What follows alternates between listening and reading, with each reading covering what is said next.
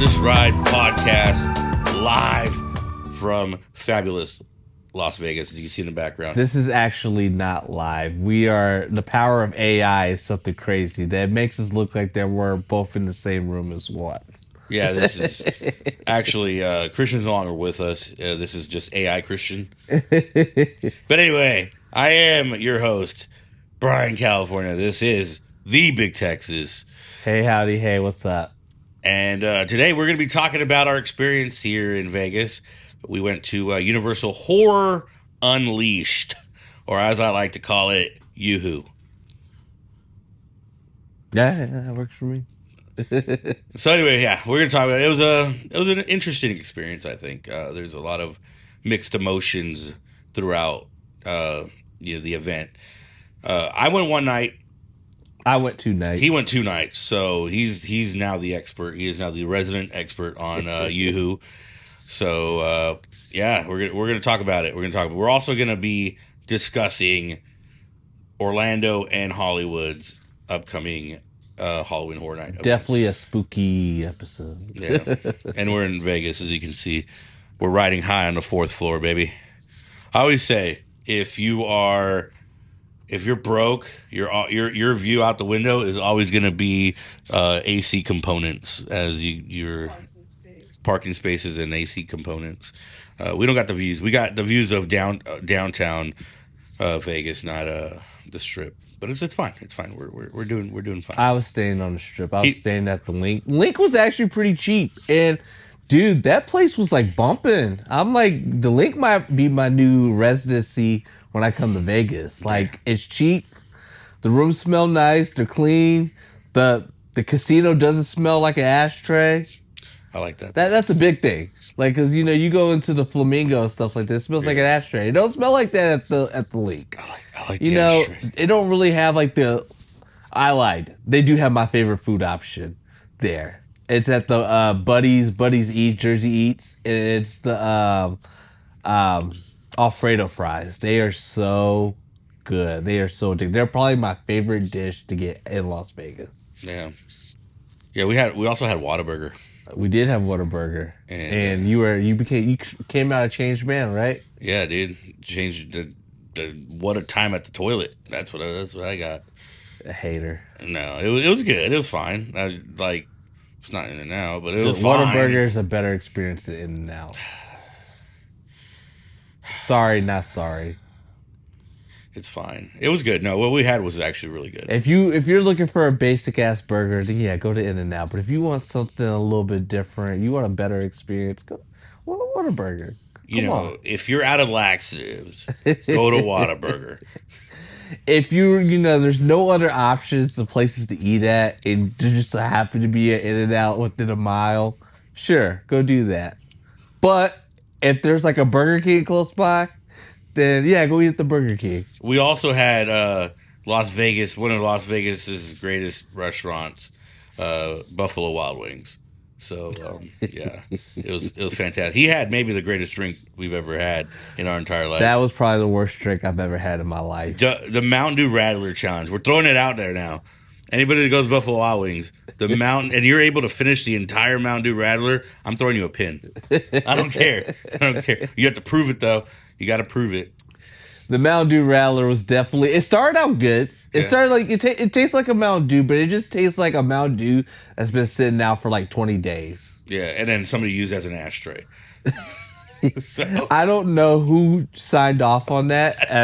Even the waitress. The waitress was literally, it's really bad. I don't know if you want it or not. Well, just maybe wanted to try it more now. When in Vegas, do mas, right? But it was one of those things. She was like, "I get you this drink. You can't send it back." I was like, "Okay, that's fine." And yeah, whoever signed off on this, like the executives for Buffalo Wild Wings, they should probably lose their job. Probably. That's that's a big decision. Like, hey, I'm trying to make money, and you're not making money. I feel like some kid at Buffalo Wild Wings in like Albuquerque or something accidentally like refilled somebody's half a beer with Mountain Dew, gave it to the guy, and the guy was like, "This is pretty damn good," and it went all the way up the chain, and so we what got was the it supposed to be? Dude. A Mountain Dew mixed with beer? Yeah, that's what it was. It was disgusting. It was so bad. You know what? I think they try to go for like a wheat beer. If you wanted it to work, Stop. No. Hear me out on this one. A sour. I'm not saying it would have been better. That's. I think it would have been better. Better is a very subjective. I think instead of it getting a negative review, you get barely passing.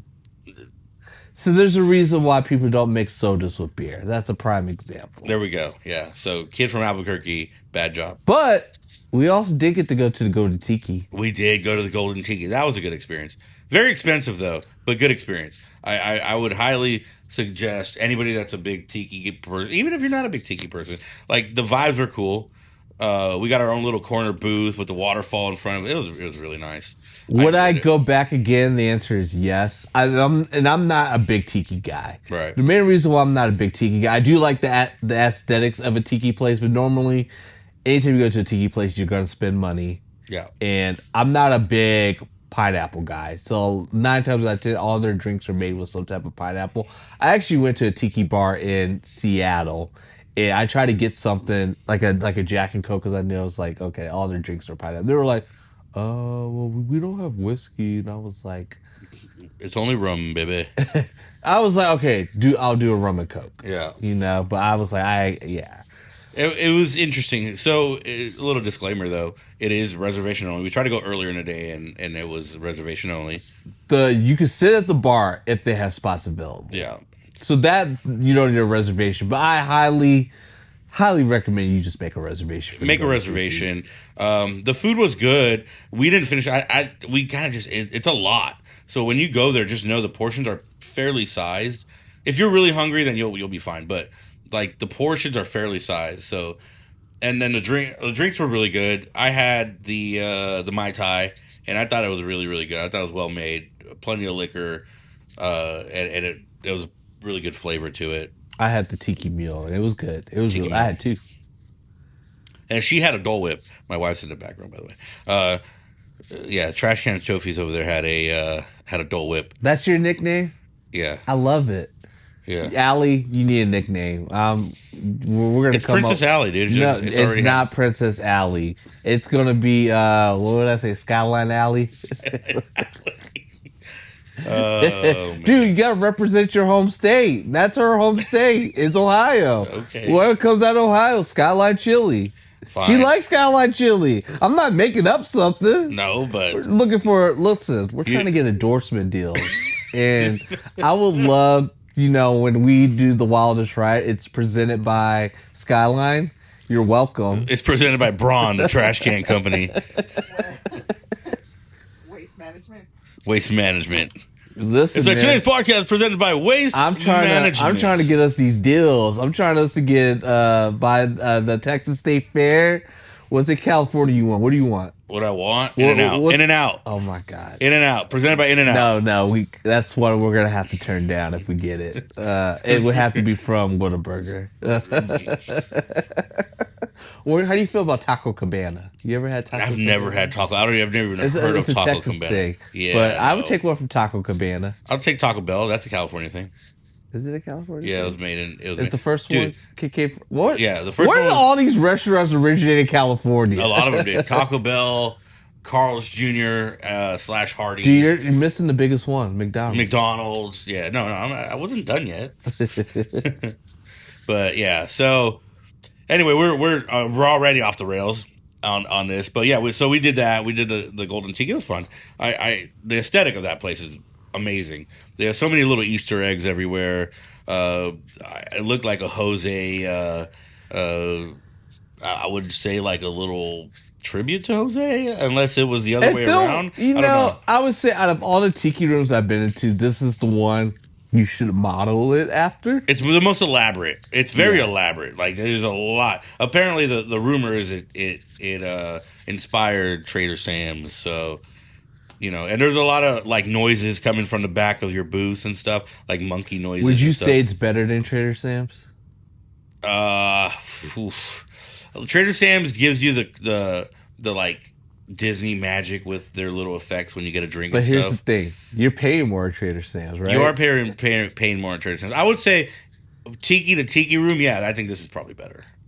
I agree. Yeah, it's probably better. It is in a weird place though. It's like in a plaza, like you're like next to a Metro PCS. You know what I mean? Like like it's kind of weird. It's kind of you would think it'd be off in some like like speakeasy or something, Dude, but no. should I be our bit every time we get together? We should go do a review on a tiki room Yeah, I mean there's tiki or rooms like a tiki everywhere. bar.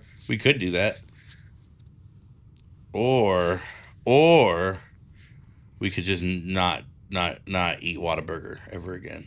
Dude, I can't do that. I'm a true Texan. It's true. The only disappointment I had was they did not have the Dr. Pepper milkshake. And they got your order wrong, which is Yeah, that happens. seems about right. Oh, you know what? Okay. Funny enough, every time I do go to Whataburger, they do mess up my order. I never order Whataburger off of when I'm in Houston. I never do it off of Uber Eats anymore because it's like It's- a high good chance they will fuck it up. Well, it is what it is. In-N-Out's always got my order right. Never once Dude, messed it because up. it's basic ingredients. My wife's doing a little gunpoint thing here. How often do you eat In-N-Out? Weekly, Like once a week. once a week. That's how much we. How we often love do you eat Jack in the Box? 0 times a week. Dude, I love Jack in the Box. Yeah, see, They're tiny tacos. And you know what? And that's Like once every 2 months. Their Yeah. tiny tacos are busted. the fact that you like Jack in the Box and Whataburger just shows you. That I love In-N-Out's Jack. Just, I love Jack in the Box. we Californians just have a refined taste. I like the coffee. Jack in the Box coffee is pretty good. Hey, Jack in the Box. The I'm thing, about to- the I'm thing about- about In-N-Out is it's a very simple menu. You're just gonna get what they have. I mean, obviously they have the secret menu, but it's still the same stuff. I'm about to initiate a trigger for everybody else in this room. Tex-Mex is better than California Mexican food. There, I said it. That's not even a real Mexican. All right, we can proceed to Okay, the I'll- next, let to, her- all right. the next, to the next topic. Hold on, let me just go put queso on everything. Got it. The genres. That's like a different genre. Yeah. You want to piss some people off? I know how to do it. Here, let me get some really good tacos and just put queso all over it. I got it. But anyway, all right. Well, here we go. Let's get into the review of Yoo-Hoo, which is a Universal Horror Unleashed. I don't like the name. Can we just call it Halloween Horror Nights? Yeah, Halloween Horror Nights, Las Vegas. Las Vegas, yeah. Yeah.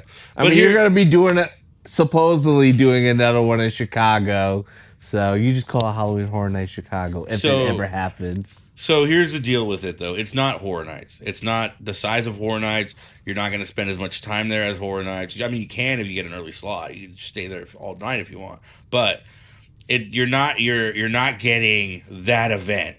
If you go in there thinking you're going to that event, you're going to be disappointed, completely disappointed. So we'll run through what we did. We'll run through. Actually, I want to bring up an interesting point. I'll bring it up later. I could challenge that for like locals that do go to Orlando. Yeah. You know, because a lot of times locals in Orlando, they don't do the full from 7 p.m. to till 2 a.m. Yeah, but if you're here on a vacation, and you're expecting a full HHN event, you're not getting it. No, So. no. But anyway, Yoo-Hoo is located at Area 15, like that section of it, which is the Meow Wolf stuff, and they've grown that place like a lot since the last time I was there.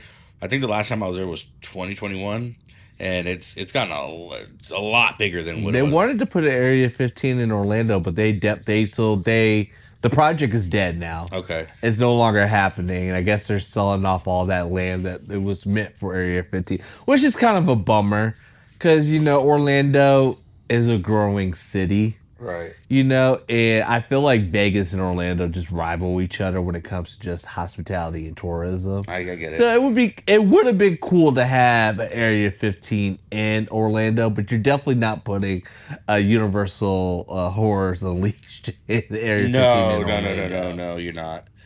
But yeah, so that was that's where it's located. It's located in the Area 15 area. It's a little further out, so you don't want to Uber there. You want to Uber to the actual. It's about spot. 5 or 10 minute ride from the Strip. Uber ride. Yeah, it's right. It's pretty close to the I strip. would say, yeah. You can stay on the strip and just get an Uber. It probably cost you $10. Yeah.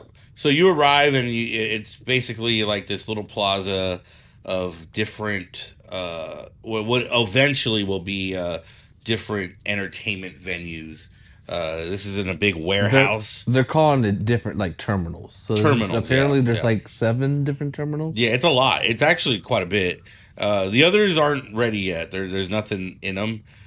But this, so it's kind of weird because you get into this plaza and they're bumping like EDM music, like really loud. So you kind of walking up to it, you kind of are like, it's kind of weird because you're not really catching the vibe of like the spookiness. So apparently their goal is to run concerts. I don't know if they already are. I would think they are Yeah. probably right by Meow if they are like running like indie concerts Oh and yeah, stuff they have like a stage that. and everything. So that's their general goal. It's just like to give you that EDF film, that feel. Um, I guess I'll talk about it. Like right when you get into like you get dropped off right where Halloween Horror Nights is, Horror Unleashed. Yoo-hoo. It's you get that EDM music. I did not like that. I Yeah. would think, at least for now, if you got nothing too much going on, go right into the horror aspect. Like even before you go, like I don't know how it is in Hollywood, but Orlando, when I'm walking up to like see the side of Halloween Horror Nights in Orlando, I already get the spooky music and stuff like that. That's what I feel like they should have did here. Yeah, at least for the opening weekend of it. I get why they're not going to do this all the time because you have the different terminals that are there that are just different experiences completely. So it's not all horror stuff. It's going to be completely different things. So I understand why they didn't do that.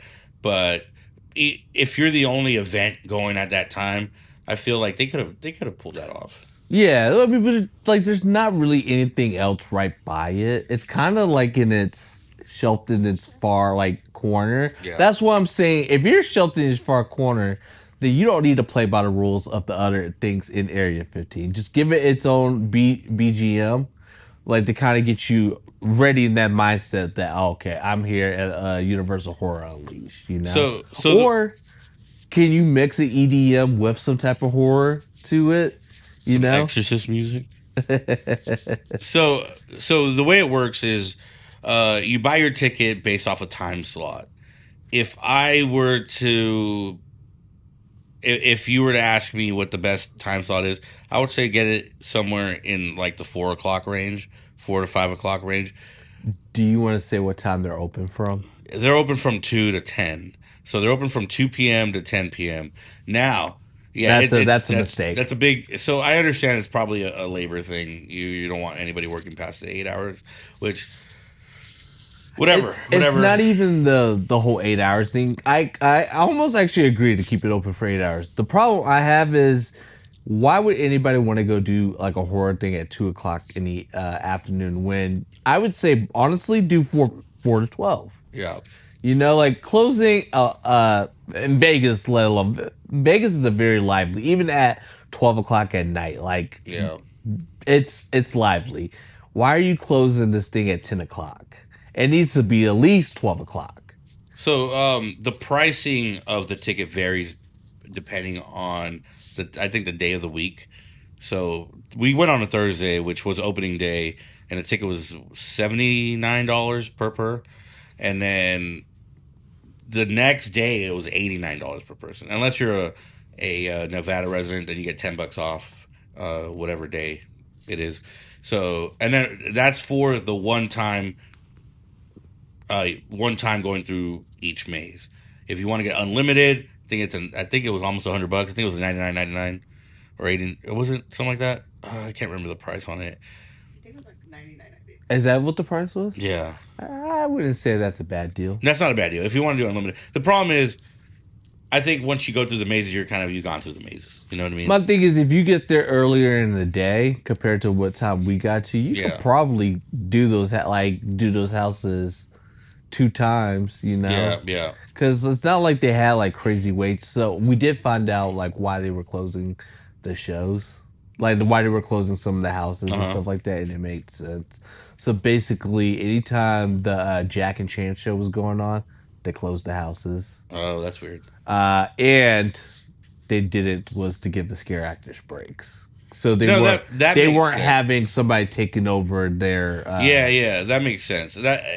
But see, my problem is then why do we have so many empty spots in these houses?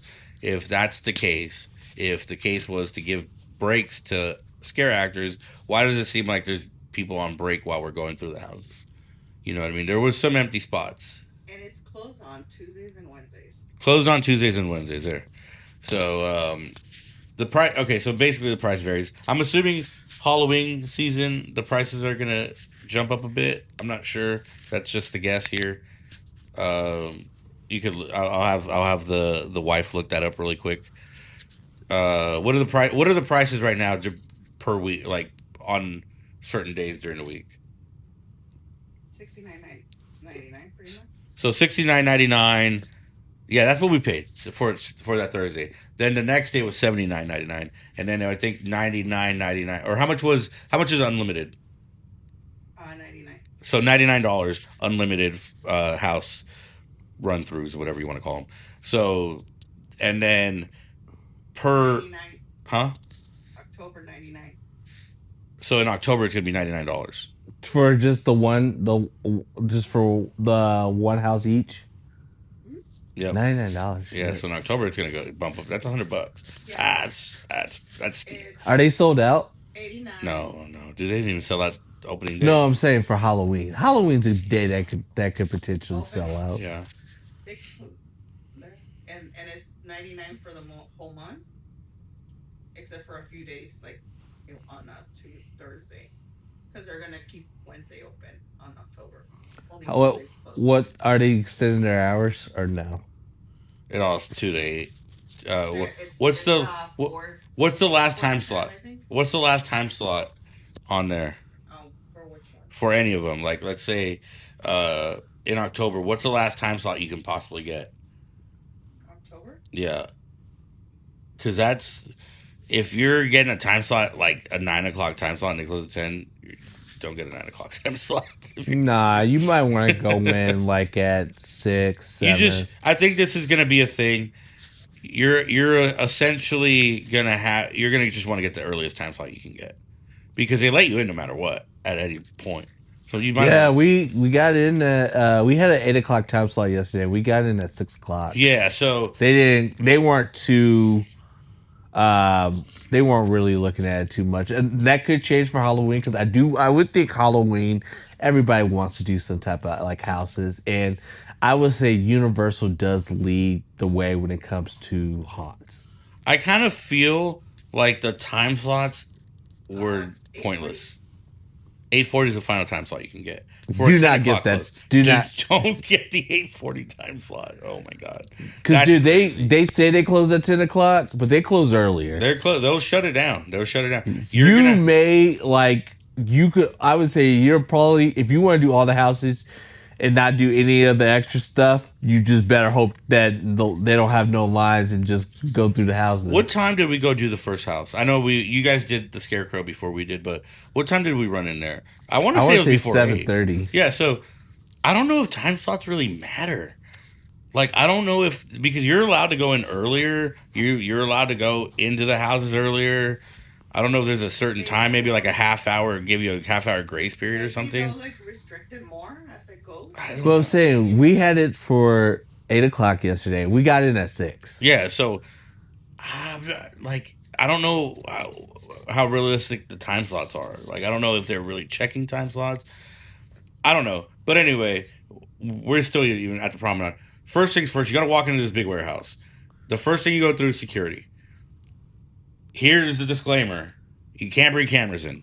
You can't bring any type of DSLR. You can't bring in even my GoPro was frowned upon. They told me to keep it in my bag.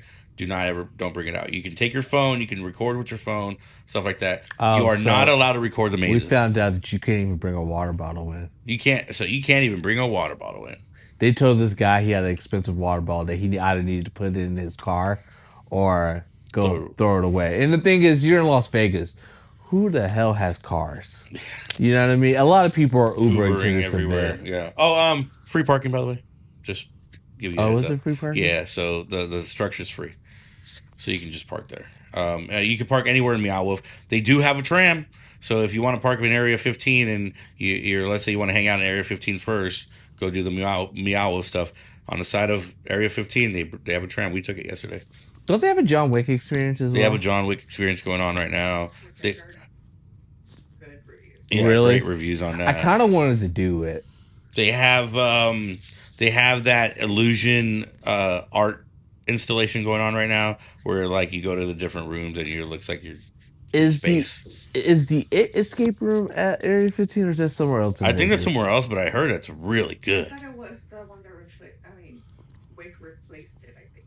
No, it's still going Oh, on. It's still going on. So I do know they have an It escape room, and they have a Saw escape room, Yeah. and they have a Blair Witch Project. And escape from what room. I've heard, the It escape room is it.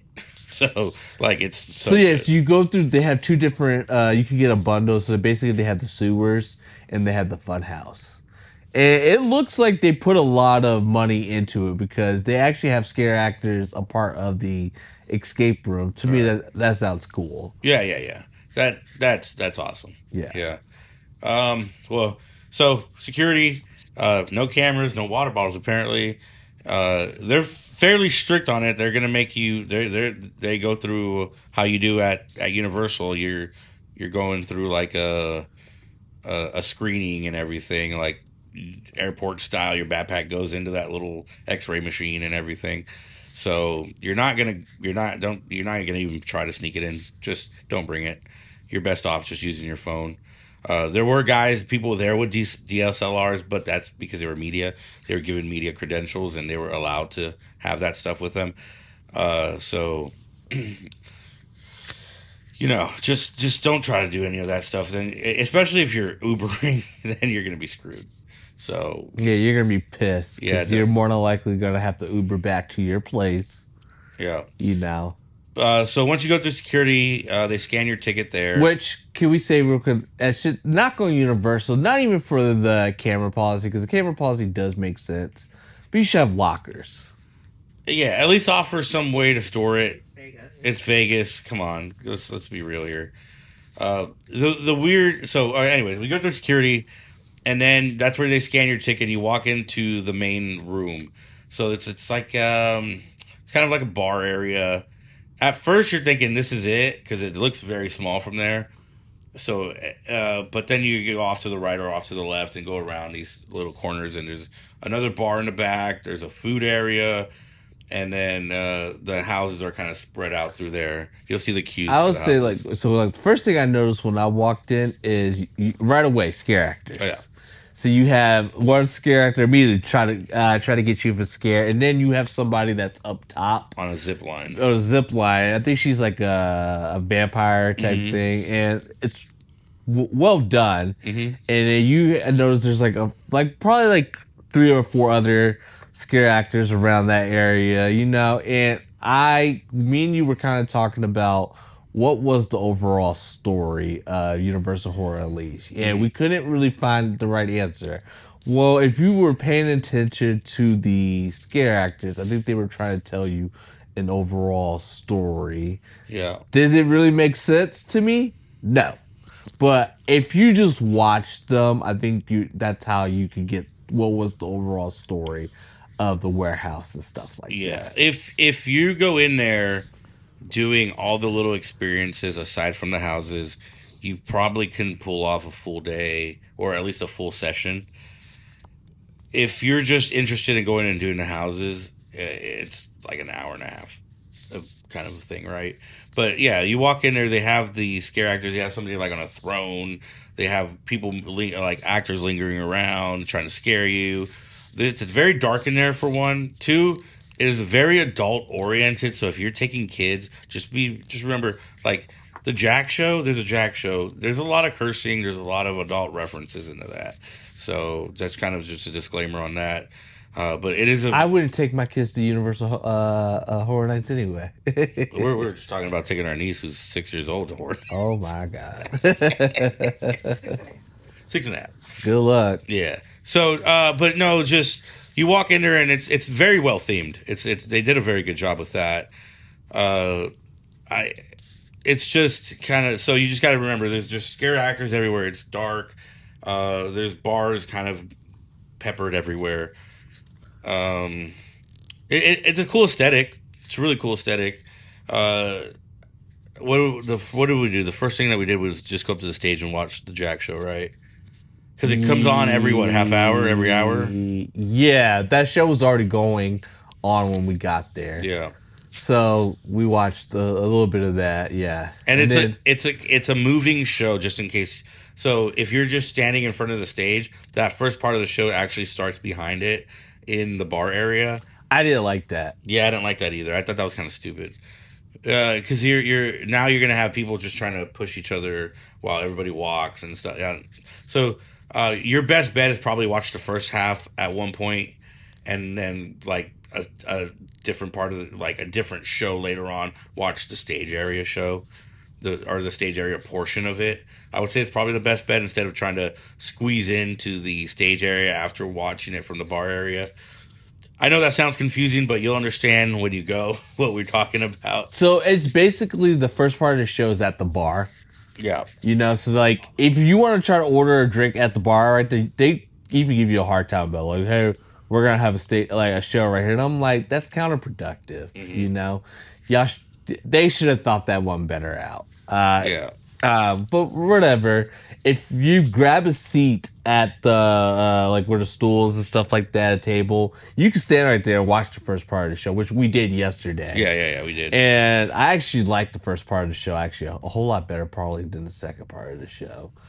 The second part of the show is kind of weird. It's a little strange. Yeah. So what we did is we went to go grab a drink. Yeah, right away. I forget what I had. You had the bloodsucker. Yeah. And I had the oh man, I can't remember. It's in our video. Go watch the vlog. It's in the video. I just know I'm not a big fan of things being in my drink, and I know it was done on purpose. Yeah. But that's it. That's an immediate turnoff for me because I'm a texture person. I don't like stuff like that in my drink. Is he such a texture person? We changed his name to Big Texture. But anyway, it's gonna get deleted. These drinks were. I liked my drink. I thought my drink was really good. It was tequila based. So one thing I noticed, and I don't know if you noticed this in Hollywood, but Orlando, they've been trying to go like with these very unique drinks. Mm-hmm. Oh, we're gonna put bitters in them and stuff like that. What happens to just making something simple but yet effective? I would tell you the best drink Universal ever made. This was not HHN 26, HHN 27. So basically, it was like this cup, but it had two different sides. So it was like a Mountain Dew on one side and beer on the other side. It was like a grape flavored drink, and on the other side was an orange flavored drink. Oh, dude, it was actually amazing. And they didn't do like multiple drinks like what they do now. But they had like basically you go to any of these carts and you have the cup for like they'll give you like a discount and stuff like that. And I thought those were the best drinks Universal's ever done. That's cool. So Hollywood, just in case you guys didn't realize, Hollywood was a dry event for such a long time. I was 3 or 4 years straight that they were a dry event. We went the first time that we went together. It wasn't. Or it was actually a dry event. So we went and they told us they're like 6 o'clock hits. We're not serving any more alcohol. Why? Why was that? It's just kids were getting too hammered. Oh, so dude, they made the cast. They got strict on letting in younger kids at in Orlando. Basically, you had to have a chaperone. A chaperone. They didn't have a chaperone. They weren't getting in. That's how it is. That's how it is in Hollywood. Like that's mainly for like the teenagers, and I prefer that because like sometimes man, you let these teenagers run rampant, they don't care about other people, around them, and it should be for everybody. Yeah, but they think it's for them. Yeah, honestly, it's bad. Well, Hollywood was a dry event. I want to say from like 2015 to probably 2019, I would say, when they started serving alcohol again. And then they did it very slowly. I think they had like maybe 2 bars open the first time they brought it back, and then eventually now they kind of have it back to full bore the way they had it before. but they've kind of limited the specialty drinks to like one bar. Aside from that, you're getting canned Modelo. You know what I mean? When we went to Orlando, we did Orlando's event last year, and we were blown away by the amount of specialty drink bars there They were. definitely go all out on now lately they've been going all out on the food Yeah, and the drinks. and it makes sense because you don't want in Hollywood. Hollywood's not really a resort. Hollywood has hotels around, but they're not. They're not Universal hotels. Um, everybody there going to HHNs is likely staying at a resort, so you can get hammered and just take the bus back. Hollywood, you can't. You're driving. You're driving back. So you're driving somewhere, or you're Ubering, and that's an expensive Uber. So most people are probably driving. But the point being, they do it completely different, separate ways, especially with the specialty drinks. And I like that that Universal Horror Unleashed was trying to do something special. Like they had a full bar for like they had basically like 3 different places you can grab drinks, and they had their specialty drinks for that Pacific for Universal Horror Unleashed. It was cool, but I will say probably the second day I went, again, because they try to go outlandish with these ingredients. Yeah, I end up just getting a Jack and Coke because I'm like, I don't need. and you know what? That's fine. Like that is you drink your own way. You have your if you're a specialty drink person, you're a specialty drink person. I feel like specialty drinks are more for the Instagram and for the influencers anyway. Yeah, it's a one and done. Yeah, it's one of those things that it's kind of like, oh, it's a novelty.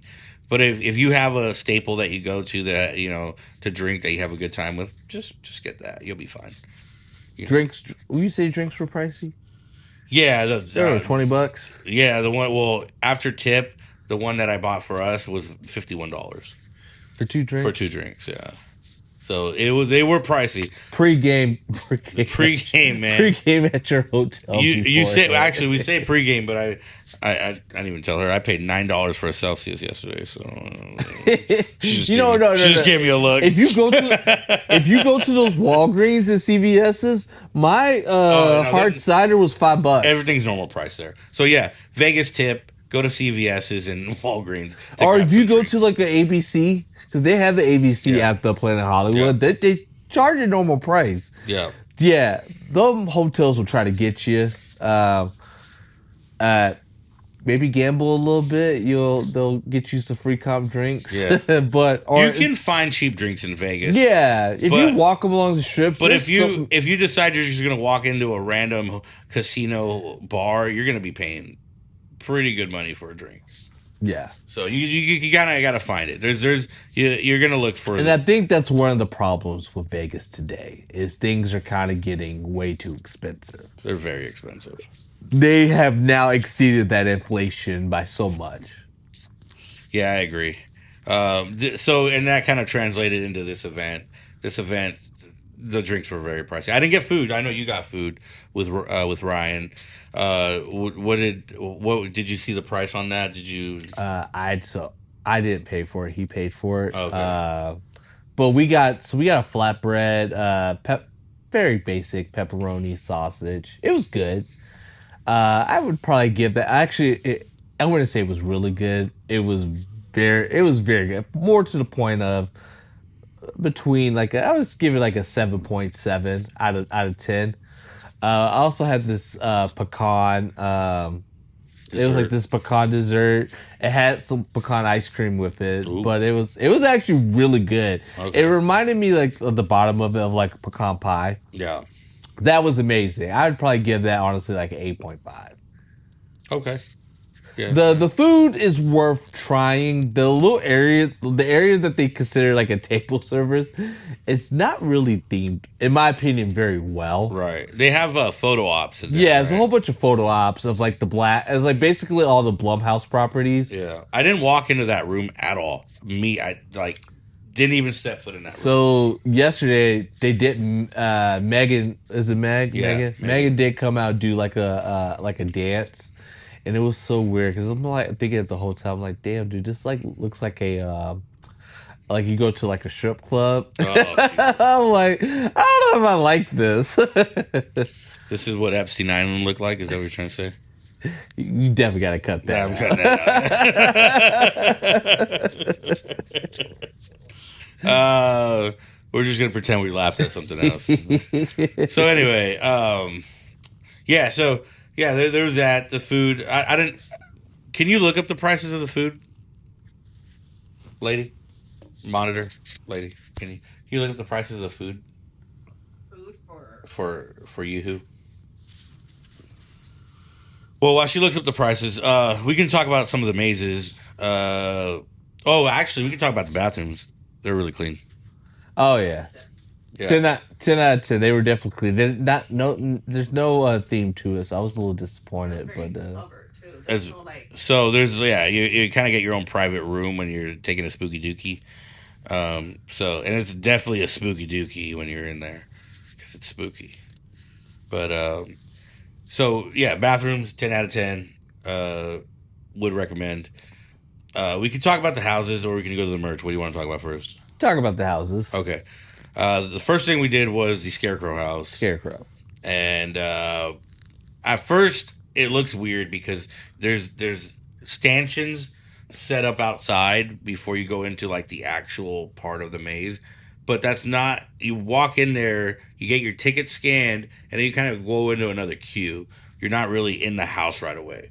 So it's themed, so it's like you're in a corn maze or whatever, and then but it's still queue, and then you kind of wait there for like another 10 minutes maybe.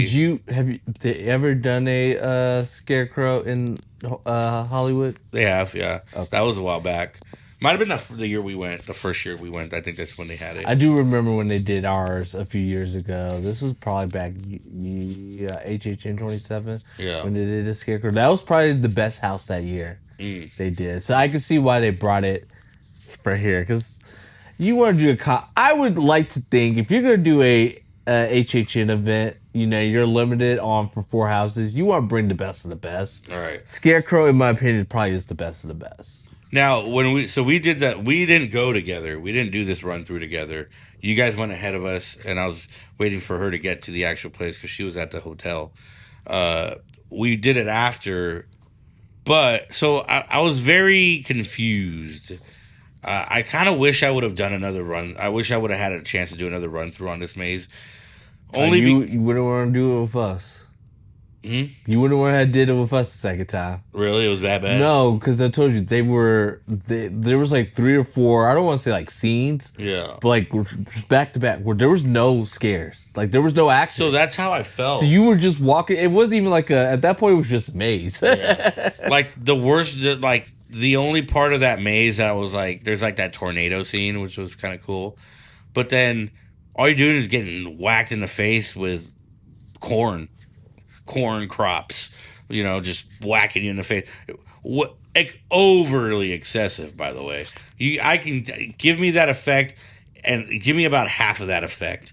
Like that thing lasted like it felt like we were walking a mile in that corn. Like I don't know. I kind of like the corn thing. I think when it came to them building out the houses, this one was probably the most aesthetically pleasing. yeah, it Out of the looked 4. pretty, but I didn't get any scares in that house. Oh, Like none. Like there was nothing.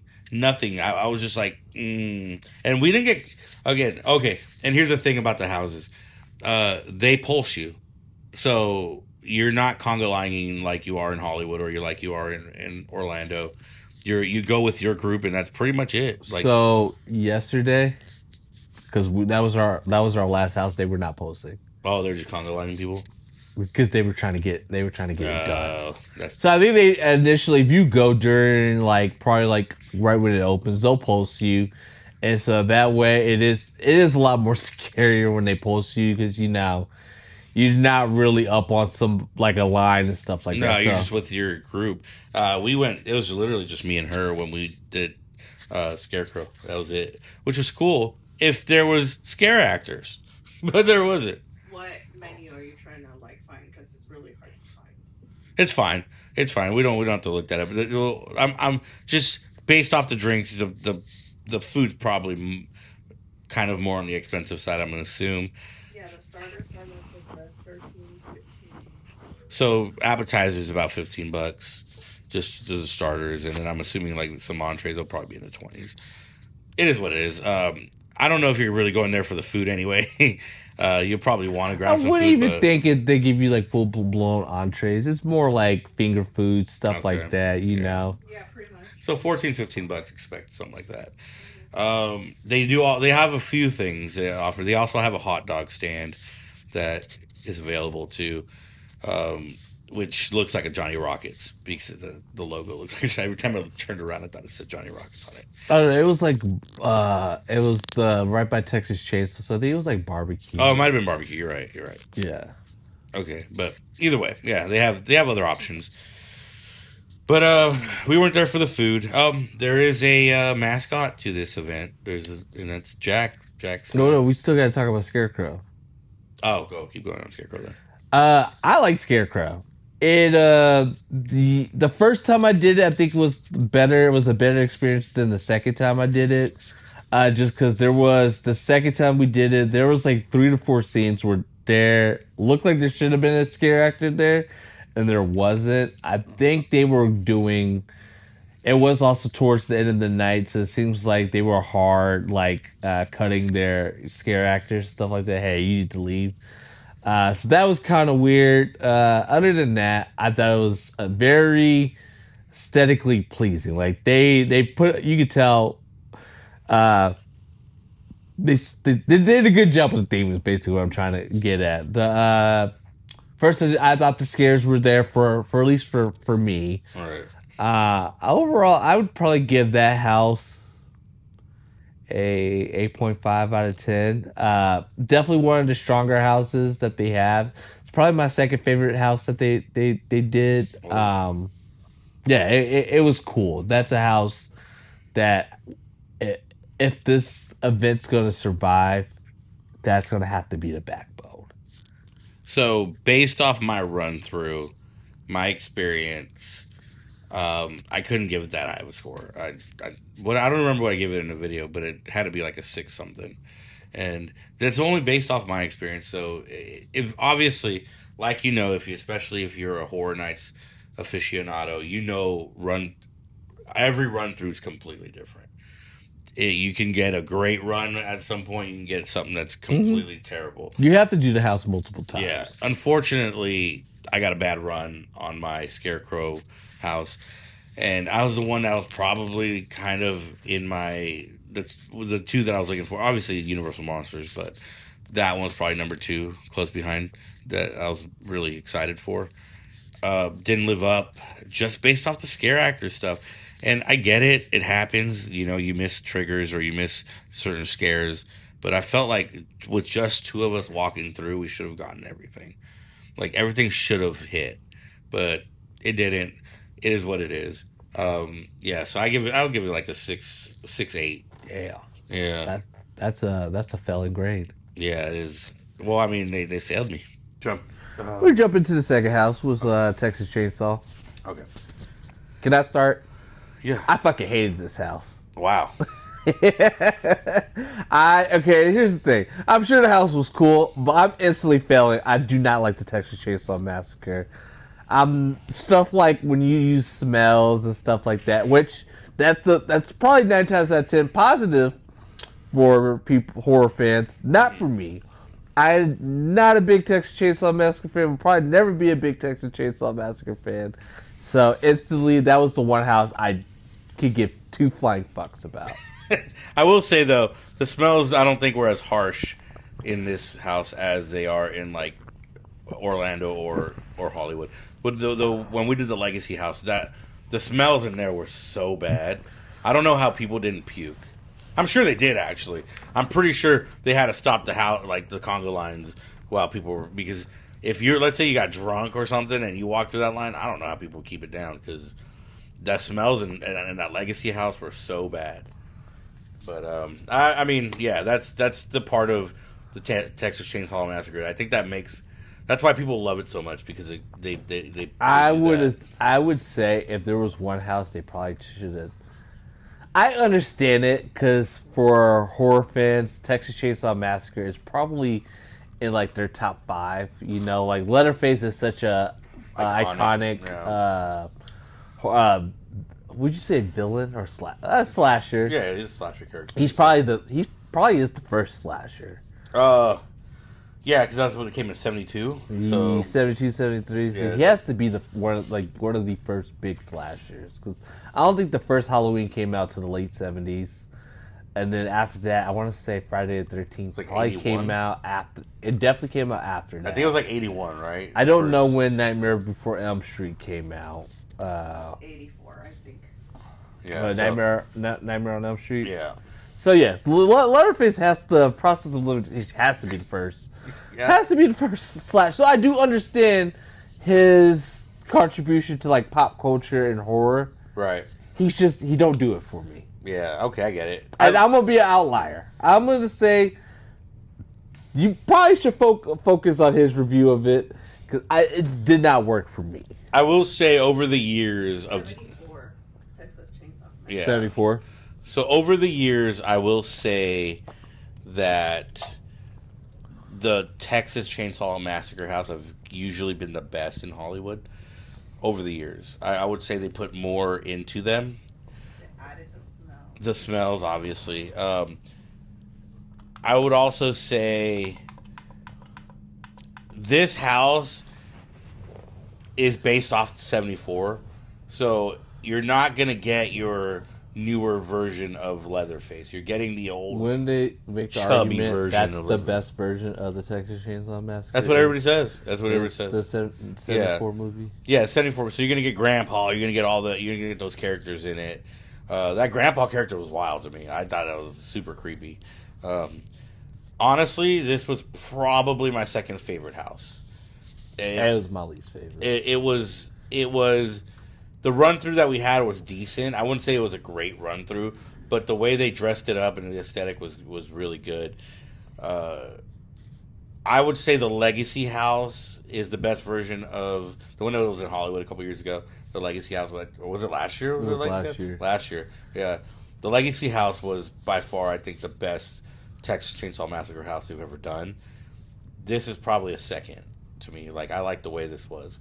They did this, and the 74 version of that movie is super iconic. So I give this run. I would say this one was probably like an 8.5 for me. 0 out of 10. He's just, dude, you should have seen him when we were about to get on this house, man.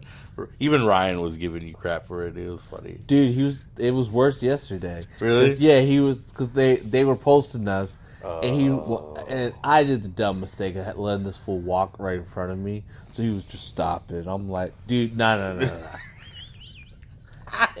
And so yeah, I hated it. I'm gonna give it a real score.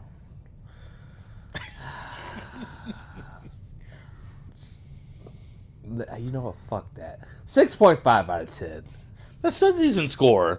The house, like, again, if you don't like something, I understand it. The thing is, though, when you only got 4 houses, and I already say that house is a felon grade, that instantly puts you at a 75 for overall for the like. Yeah. You know. Yeah. I liked it. I enjoyed it. What did you give the score? What did you think of the Texas Chainsaw Massacre house? I'm asking my wife. I give it like an 8. She gave it an 8. She liked it. Decent. She said it's decent. So, but it's a fun house. I mean, it's a fan favorite, so they're gonna put thought into it, and it was fun. So, I mean, I don't know about a house to review it. You know, the 74 version, people love it. So, I think most people will enjoy that house. Sure. I said most. Whatever you say. Then after that, we did The Exorcist, which what we did was we spread them out. We didn't do everything back to back, so we kind of just took our time. After that, we did the Jack Show, right? I think so. In between, you want to talk about the Jack Show before we talk about Exorcist, or you want to talk about that after? We can talk about the Jack Show. Okay, so the Jack Show, obviously the legendary icon of Orlando, I don't think he's ever been in Hollywood, so which is crazy. But so he's the legendary icon of HHN in Orlando. I don't know why they brought him to. I don't know why they brought him to Vegas. I think I think he's so iconic. I think personally, I agree with what you said, and that's they should have just made their own icon. You know, here's your chance to be creative for real. Like, here, give Universal Creative some real some real projects to do. It's like, hey, come up with something. I think Jack sells. Yeah, he's the most iconic HHN icon there is. So if you're gonna start out with this horror experience, I would kind of feel bummed if you didn't have Jack in some way, shape, or form there, because he's the one that kind of kickstart this big fandom. Because HHN's kind of taken its life of its own. Yeah. With it taking its life of its own, it made this event. So you kind of needed Jack there. So the show, in my way, thought was filling. It to me was a mixture of Jack with not the horror, Nightmare Fuel. Nightmare Fuel is like a big dancing show that they do out in Orlando, and people really like it. I actually saw it last year. I didn't think it was that bad either, but you couldn't do much of like specialty effects, stuff like that, because you're basically on a small stage. And think about it like this: the first part of the show is not even on the stage. It's essentially you have to watch it from two different spots, and I think that's automatically not good when you have to do something like that. You know? Yeah. And basically what they did was Jack and Chance they kidnapped two people with their minions and stuff like that. So there is a little bit of a story. They kidnapped them from the Strip. Okay. That was the whole thing, as these guys were strip performers. So there is a little bit of a tie to Vegas. They were performers off the Strip that they kidnapped. And so basically, in order for them to keep their lives, they're like basically in this game show now. And if they do well enough, they could leave. Well, Jack and Chance obviously skewed it to where no matter what, you're gonna die regardless. So that was the show with them doing their performances and stuff like that. If you're in the event, I would check it out just simply for Jack and Chance, because they got a really good Jack and they got a really good Chance. You know? Yeah. It was very they're both they both did a good job. There's the only ones that keep that show together. Dude, that show's so weird. Here, this is what I'm gonna give you right here. That show's weird. It's a weird show. If you're into weird shit, you might like it. I agree with you. Doing it starting it at a different place that you finish it from is stupid. I don't like that at all. Especially when you can't see it. So you have to go around the stage to be able to see the beginning part of that show. And then it kind of brings it back over to the main stage. And then you're already you can hear the show, so you hear what's going on, but you're kind of lost when it kind of shows up to the stage. So if you're just watching it from the stage, you're kind of like, oh, this is kind of weird. But I didn't think what the guys were doing, and don't get me wrong, I can't do anything that anybody on that stage could do. Don't take this as these guys aren't talented. These guys are talented. I just didn't think the stuff that they were doing was like anything out of the ordinary, anything extra crazy. It's something you would see from a Nightmare Fuel show. Yeah. And I just don't know if it's something that's like, oh my God, awe-inspiring, And I get it. Maybe the point is their guys are strip performers and they're not professionals. I don't know, but it's kind of like I watched it I watched each performer do their thing for the first 3 minutes, and I was like, all right, that's cool. All right, we can move on now. Yeah. That's kind of the deal. So you got a guy with hula hoops doing ring tosses and stuff like that. Which again, don't get me wrong, I can't do any of that. That's something I definitely can't do. The guy's absolutely talented. I am never gonna kill a performer for doing something that I can't do. And I just thought it was something that was like that. They went with that. It did not fit the overall aesthetic of what you were trying to do for Halloween Horror Nights. Right. You know? And I think that was the biggest problem with that show. I think if you could have just did Chance and Jack, probably would have just kept it like that. Although I did like the music. The music's very Rob Zombie ish. I don't know if that's custom made music or if that's actual bands and stuff. I'm assuming it's like made by especially specifically for the event. However, the second performer was even weirder. And I just thought, like, this was just a strange thing. It was basically a guy doing yoga poses and shirtless. You know, it's just a jacked dude just doing yoga poses and, like, handstands and stuff. Again, I can't do any of that, but I just thought it was very strange. I just thought what they picked for the performers to do was very strange. I don't think it meshed well with the show. Their segments went on a little too long for me. So, like, the show, if you're there, yeah, check it out. You're already there. You don't have to go into a theater or anything to watch it. It's right in the middle of the damn room.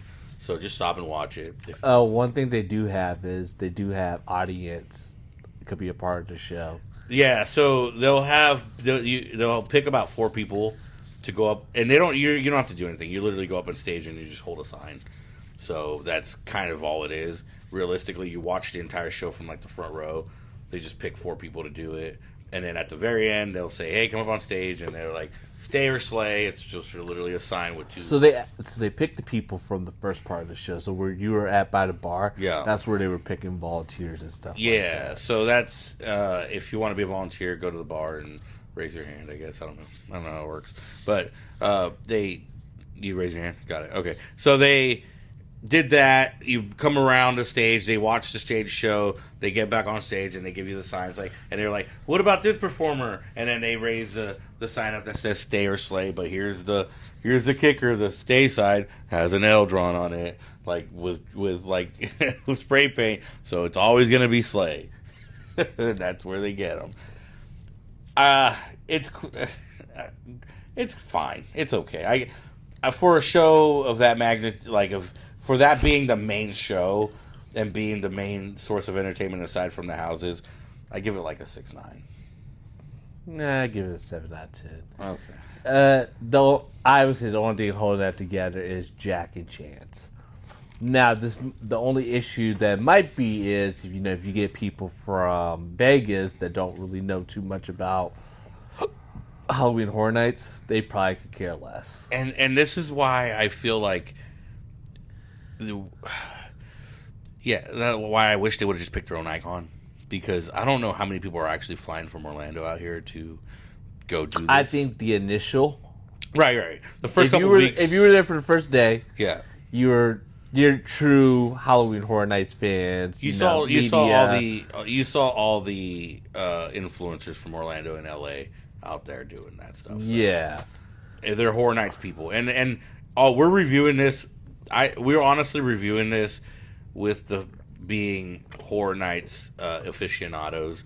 So you got to take. I wouldn't call myself an aficionado. I do love the event, but we go regularly. Yeah. So we go regularly. So we're looking at this through eyes of people that go to Horror Nights regularly. So you got to kind of take this with a grain of salt a little bit.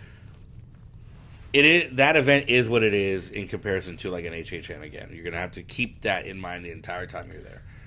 But so the show's fine. Whatever, it is what it is. Let's talk about The Exorcist. That was our third house that we did. So Exorcist was basically a carbon cutout of the house they did a few years ago at. I don't know if they did it in Hollywood. I know they did it in Orlando. They shot for shot was the exact. C for C was the exact same. I even told Ryan, I said they might have just brought the sets over from Orlando. That's totally what they did. Yeah. And that's probably what they did for Texas Chainsaw as well, because we did have a Texas Chainsaw house a few years ago. Yeah. To me, when you do stuff like that, that's just trying to tell you that you're trying to save money. Yeah. And when you do that's a turn off for me. Mm-hmm. I kind of felt like extra for a movie that did not do well. Mm-hmm. Like it didn't really get good critic scores or popular with audience. So I don't know what their thinking was It's when they did that house. It's the aesthetic because it makes a really good haunted house. I think. I mean, we could talk about it after probably like things that I would have liked to see them improve from, in order for them to survive. For this to be something that people could enjoy for years to come. I don't think Exorcist was a good start off. Yeah, that was my third favorite house. It was, it was okay. I didn't. Yeah, it wasn't bad by any means. Yeah. You could just tell, like, from us being, we'll just say fans. We seen it. We done it. We know that it was something that you did in other years. It felt very like lazy. I would say that, but again, you got to think about it. We are people that go normally. This event is in Las Vegas. A lot of these people probably don't make their way out to Orlando. Some of them might go out to LA. I think your target audience is people from LA. People that from LA that go do Halloween Horror Nights out in Hollywood. I think it's just tourists in general. I think it's just whoever's okay, but here. think about it like this: how many people from LA come out to Vegas? Every weekend? A lot. Yeah, it's a ton. It's a ton. Yeah. Yeah. So yeah, it a year-round haunt. People that you're missing it in March. It's like cool. Let's go do Horrors Unleashed. That's the people I think you're targeting. I could see that, but either way, the house was fine. It was okay. The run-throughs is what you expect from a. They had a lot of actors. I would say that they definitely had a full array of actors going, and a lot of very short women in that house. They were all like 4'9". I don't know how you cast that. It's like, hey, if you're 4'9" and you want to scare people, come over. Such a weird thing because it's The Exorcist. But I would also say the only jump scare that got me in the entire time we were doing this event was in that house, and it was the simplest scare ever, and it was literally just one of the girls hiding behind one of the black drapes that you go behind and just whoop opening it as you're about to walk through and scaring you. That's the most effective scare of the entire night, and it was simple. So that was fun. And also they had that floor scene with the lava coming through when we were like going to hell. That was a cool effect. I like that.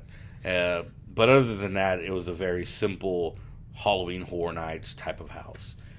And I would probably give it something like a 7.6. Like that's probably my score there. I'd probably give it like a 7.3.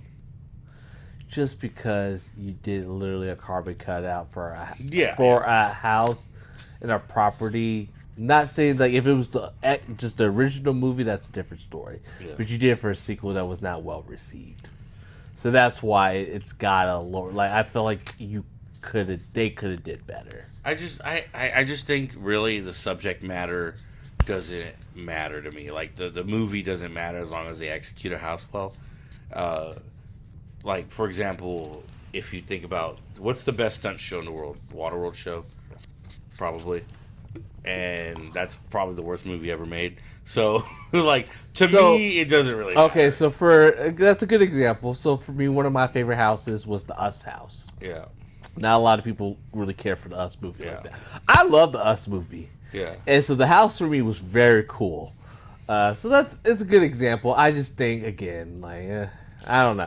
The fact that we knew that this house already existed. Yeah. That's probably the biggest beef with it, is the fact that this is literally a carbon cutout from Orlando.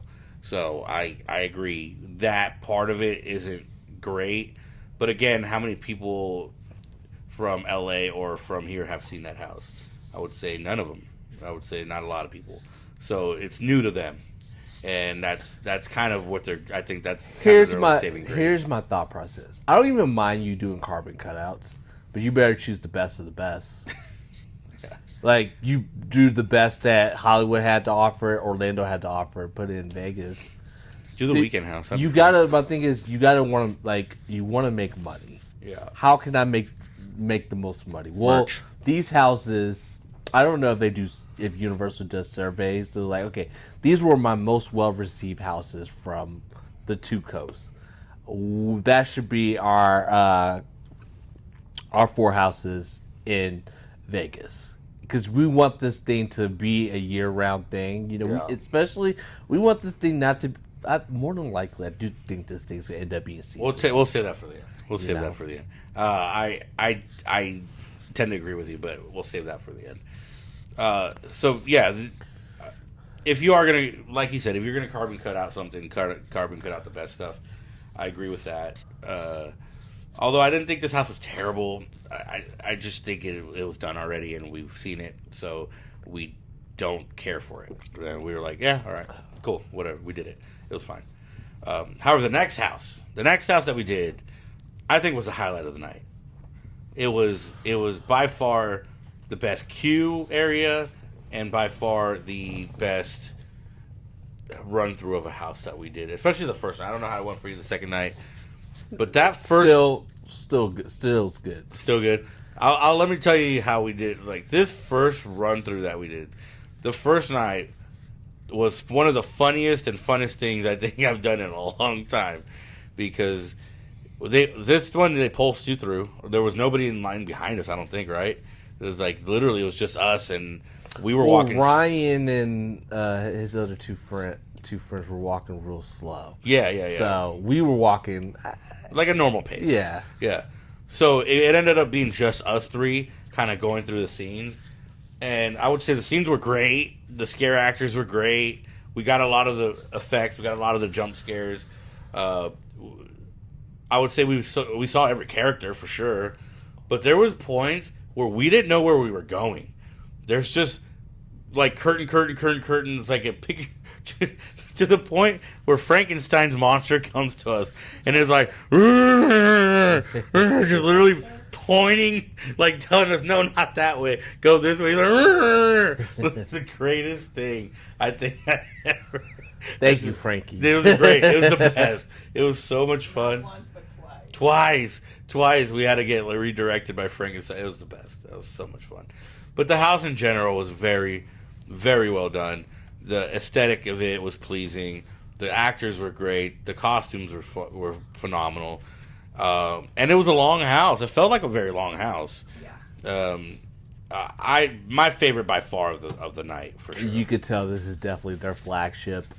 It's basically been Universal's flagship for both coasts for the past couple of years. I think this is the first time in a while they have not done a Universal Monsters house in Orlando.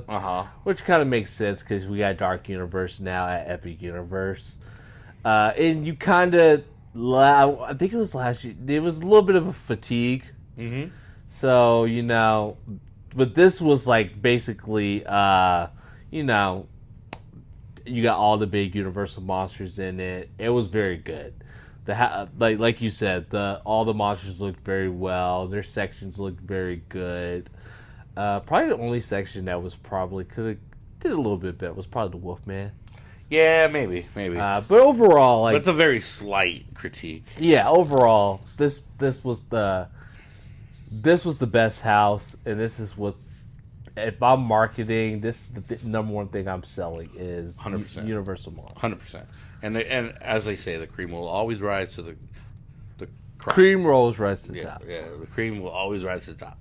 So, I score wise 9.2, whatever. I mean, he could just give it whatever you want. I'd definitely give it about a 9. Yeah, very good house. Yeah, very well done. I wish they would do this in Hollywood. I would honestly be okay if they just permanently put this in Hollywood.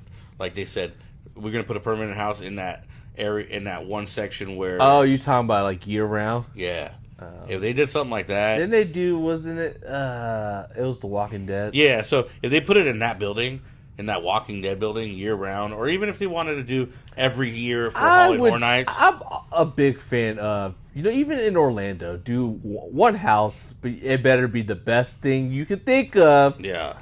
Otherwise it's not going to work. I just think it's perfect because it's your flagship. It's your flagship brand, Universal Monsters. You put a permanent house in Hollywood in that area where all these movies were filmed, and you put a walkthrough year round. I think that'd be perfect. If we were to do for my Orlando, since I will be the what's it called, the Representative, the representative, the ambassador, the Orlando ambassador. I would do basically all the Universal icons, Mm-hmm. and that would be your one house. That'd be cool. That would be really cool too. So they can have representation, and make like almost like a mini HHN trip, because like I said, HHN is so big. People love HHN. Yeah. If they can get a little taste of it, Mm-hmm. you don't have to get the full entree, just a little taste. Yeah. Like a druggie. Yeah, I'm gonna give you a little taste. People will like it, That's where you can sell like your Jack shirts and stuff like that, And then once it's HHN season, you go full blown. Yeah, I agree with that. That'd be cool. Or just change it out. Every year, here we're gonna give you a different house. Yeah, Universal used to have a permanent maze. Well, obviously the Walking Dead one, but prior to that, they used to have a permanent Monsters maze, which was really cool. I think though they're so much better at creating sets now that I think bringing something like that back would be amazing. Universal, when it comes to just HHNs, just Halloween Horror, they are the best when it comes to just like set houses. dressing and stuff. And nothing's better. Yeah, it's really good. I would like you to go find me something better, because then I would like to go do it. Yeah, I would say Not Scary Farm probably builds a better aura and aesthetic in terms of like creating a scarier feeling than both HHNs that I've done, but nothing in terms of visuals is better than HHN. I would like to go do other like haunted houses and stuff like that. I don't want to do any stuff that I have to sign a waiver and you're gonna mess with me. That's to me that's psycho stuff. I'm gonna waterboard you. You know what I mean? Like, you're not about to put me in no box or something like that. I'm not doing that. I'm not gonna sign up for torture. I'm good. Yeah. But like houses I can walk through. Like I heard Cedar Point does a pretty good Halloween Horror Nights event. So a lot of the old Cedar Fair parks do really good spooky events. I heard Hershey's. I still have yet to do the Hershey's theme park. I've been around. There's a lot of like private haunts. There's a lot of like haunts that are done by even not just non-theme parks that are done really well. We have one in LA, the Haunted Hayride. That's I was about to say, who doesn't like a haunted hayride? Yeah, they do. I love haunted hayrides. They do a really good job. Even especially if I could just hang out on like the hayride and I see spooky stuff. I'm cool with that. Just don't go to SeaWorld. I've heard good things about SeaWorld. San Diego. Oh. Howl Screams out there is that's all I'm gonna say about it. Yeah, I'm with the success of FanFest nights. I wouldn't mind seeing Disney do something, not on less like Halloween Horror Nights, but with your villains, stuff like that. That could be kind of cool. But overall, what was your overall thoughts of the Universal Horror Unleashed? Before I do that, I want to run through the merch really quick. Nothing major. The merch was what it was. It was obviously spotlighted for all the houses and whatever you had, and Jack and stuff like that. They had some Chucky merch. They had some Chucky. And they had Bates Motel. Yeah, they did. So they had some stuff that you see in the parks. A lot of that stuff, I wish they would have had a little more exclusive Vegas stuff. You had the pin. You had like a keychain. I wish they just had like a shirt that literally said Horror Unchained or whatever. Do you wish they would have did the like, hey, I was here? Yes, that's exactly. I buy event shirts. That's what I do. Anytime I go to Florida, I get my $9 Horror Night shirt because by the time we're there, it's November and they're 75% off. But I want. I thought it would have been cool because this is like a very niche thing. Yeah. And so if you can get a niche, like if they would have had a shirt that said, "Hey, I was here on opening day," yeah, I would have bought that. Yeah, so that's the only gripe I had. I didn't buy any merch. I very rarely don't buy merch. Like I like to remember where places that I've been and stuff like that. Even the pin and stuff. I should have probably bought the pin. Is what it is. Not a big deal. I can still go any other time and do that. But I kind of wish they had a little bit more of that. Like Vegas merch, like just exclusive Vegas merch stuff. But it seemed like they kind of picked and chose from some of the stuff from the parks and brought it over and then sold that in that merch shop, which, I mean, I get it. They did have it was like a Spirit jersey, but Universal does not do Spirit jerseys very well. Leave that to Disney. Yeah. Disney got the Spirit jerseys on lock. I'm not a big Spirit jersey guy. I'm a big Spirit jersey guy, which sucks because I live in Orlando. Yeah. I could only wear it November. Not even November. December, January. I don't like long sleeve anything. Shirts or pants. I love long sleeve. Not a long sleeve guy. For hoodies, I'm a hoodie. I'm a big hoodie guy. I'm a hoodie guy. I love my hoodies. Only when it's cold, I'll put a hoodie on. But like t-shirt wise, I don't like long sleeves. But anyway, yeah. So overall event, overthought event. Oh, hold on. I gotta give my thoughts on the merch. On the merch. Oh, okay. Go ahead. Merch wasn't good. Yeah. It was very left to be desired, which kind of. I think there was one thing they said that was very. Words are hard today. Was very. So they were selling like a Jack figure, and apparently it was already sold out by the time we got there on the first day. That's brutal. So probably see it on eBay, for like more expensive. See, I didn't know they had that, and the fact that you sell out first day is wild. Yeah, they said that was the most. That was the biggest thing. And they had some stuff that was good. It wasn't great. It wasn't like a damn. I have to have it. And like when you get older, I'm only after the stuff like damn. I have to have. I didn't need any of that stuff. And like he said, if they had a shirt that was kind of okay, so there was one thing that I did like, but again I didn't love it. They were selling like basically a jacket, and me living in Orlando. I would probably only wear it one time because of our weather. Yeah. And even then, it probably would be hot. That was probably the worst thing they did was their merch. Felt very cut and paste from the parks, so I can get any of that stuff in Hollywood, aside from like the pins and stuff, but everything else is in Hollywood. So yeah. That's all we got for the merch. Overall, for the overall event, I liked it. I'm gonna go off coast. So I liked it. I just didn't love it. I didn't have to have it. It's something. Would I do it again? Yes, but I would not center a trip around Halloween Horror Nights. I would instead, if I just happened to be in Vegas, I would go. Just because I am a horror fan, I would want to see what. Hopefully they can maintain some type of momentum that they have. I don't know if they're going to be able to, just because I feel like you're already at an uphill battle. It seemed like a lot of people were kind of frustrated with how the at least the first night went. Okay, so we got to mention that the first night, people had like the 8:40 time slot, 8:00 time slots. And they closed their house, 3 of the houses early. So people didn't even get to do the entirety of the houses. And to me, that's bullshit. That's bullshit. Like, you're open till 10. Your houses better be open till 10. Like, you sell an 8:40 time slot, and you want somebody to come in, and your house is... That is such a bad look. I feel like at that point, you're borderline scamming somebody. Yeah, that's such a bad look.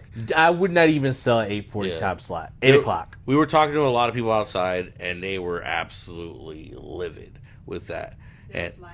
just lines for refunds and stuff like that. And I heard nobody got refunds. I heard people just got upgrades for the next day, which that's wild. That to me is fucking crazy. That is just such bullshit. If I would, dude, I would have raised fucking hell if I got an 8:40 time slot and I wasn't able to do all the fucking houses. Then what did I pay for? You know what I mean? What the fuck did I pay for? And I also think closing at 10 o'clock, it was not like, especially in Vegas. Especially, I can see if you're in Chicago. All right, I'll give you that one. You're in Vegas, you have no reason why that thing should not be closing at midnight. Yeah. And not saying that it needs to be open past 8 hours. Just move it from 4 to 12. 4 to 12 is probably the ideal time. You know? Especially in Area 15. I'd imagine they have a whole lot of popular stuff in that area. Unless that's just a mandate by Area 15, like, hey, we need to shut all this stuff down by 10 o'clock. No, I think everything was open past 10, so. There was clubs going on. Yeah. Okay, so if they got something going on, no reason why it shouldn't stay open later. Yeah, that 8:40 thing, to me, that's criminal. Like, you should at least be able to guarantee people, if they want to go in there, you have 2 hours. I just think the time slots are pointless. Now they are. Yeah, like, they don't make any sense. Well, okay, so if you have the option of either, hey, I can do as many houses as I want, or I get one pass per house. Yeah. All right, you know, that kind of dictates how long you're going to stay in there. Because if you read the fine print, it's like, you won't be allowed in your house until your time slot. And, like, I don't know, we went at 7:30. Dude, Friday, we went in at 6 o'clock. We started doing houses probably, you know. So the time slot thing doesn't make... But they're putting it on there like, oh, if you're 8:40 time slot, you better be here at 8:40. I think they did it just in case if they were stupid busy. Yeah. That's their cop out. Yeah. That makes sense.